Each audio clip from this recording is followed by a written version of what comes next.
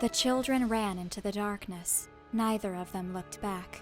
Even if they didn't understand what was happening, both knew that they should not stop running.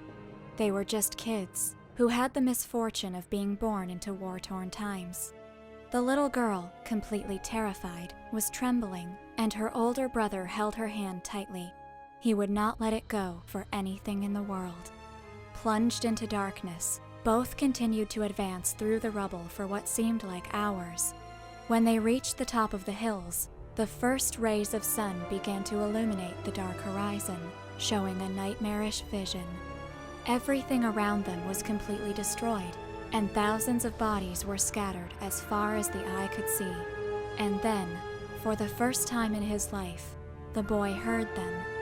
The broken cries of thousands of people began to rise from the silence, a terrible and agonizing sound, as if the whole world were shaking with terror. Slowly, countless shadows emerged from the dead bodies, rising on the horizon like a dark tide. Such a demented spectacle would have driven even the sanest men mad, but the boy, Malekith, remained completely calm, gently covering his sister's head to keep her from witnessing such a scene. And there, beyond the darkness formed by all those souls, something was staring back at him. Malekith smiled as he walked through the cathedral. The pieces were already perfectly positioned on the board. The only thing left to do was to start the final game. Everything he did over the past many decades was aimed at this moment, and it was about to end. Once outside, he looked at his forces extending across the horizon. Someone like him, who was born with nothing, had achieved what no other being in the world's history could even dream: to unify all the forces of Gaia under his command. Now he controlled the largest armies on the continent, and even kings and emperors followed his instructions. Contemplating that breathtaking spectacle, Malekith could not help but remember the price he had to pay to get there. He had paved his way with the blood of friends and enemies, becoming both a savior and a monster. All that for a promise, for the hand that he was forced to let go. Now the fate of all rested on his shoulders. There was one last battle to win. One battle which would allow him to see the world change. Malekith walked forward, and thousands of troops stepped aside in unison to make way. And so the greatest general of all time advanced towards his destiny. Malekith opened his eyes with difficulty. The indescribable pain he felt made him understand that, at least for a few minutes, he was still alive. Over his shoulder was a black bird, pecking him over and over, trying to wrest a piece of flesh from the wounds of his neck.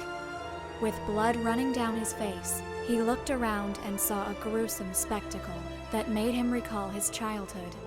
Swarming as far as he could see were hundreds of thousands of corpses, with countless crows feeding on them. Malekith grabbed his head and began to laugh.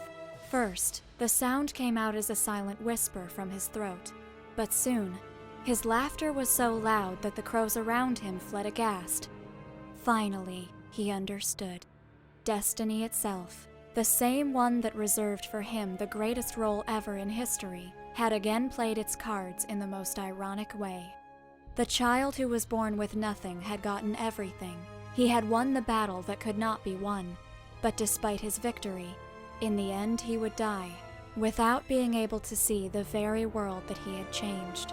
With a laughter that could not conceal his disdain, Malekith cursed the heavens, cursed hell, and forsook his own existence. And once again, as he had done decades ago, he heard the screams he had long forgotten. Like when he was a child, Malekith looked directly into the darkness, but this time he did not avert his gaze. His sister was not with him anymore. He had nothing left. "I am the world," the voice in the dark said, "the world that mankind desired." It kept whispering those words in Malekith's ear until he expired. In that moment, all the crows rushed towards him, wrapping his body as if they were going to devour it.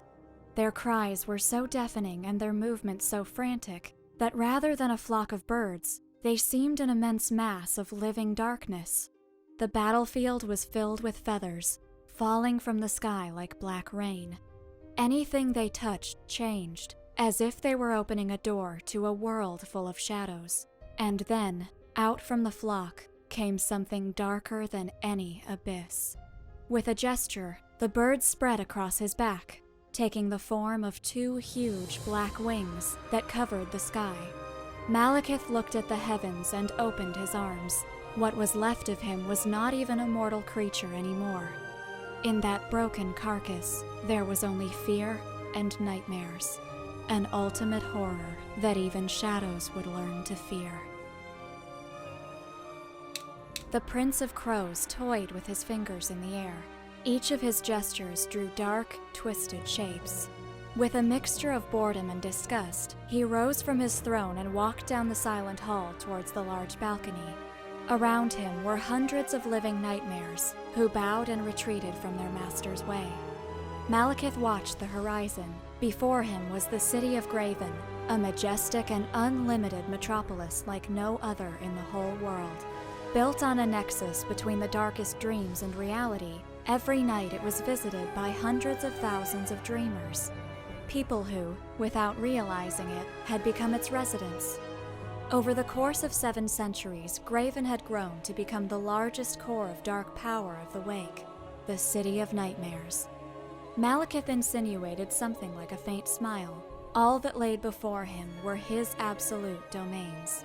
They were part of him, feeding his powers and making him the greatest of the Lords of Nightmares. Soon he would manifest Graven on Gaia, extending his influence into the real world. Soon, he would be a god made of dreams and darkness. Soon, he would obtain everything, and he would see the world changing before his eyes.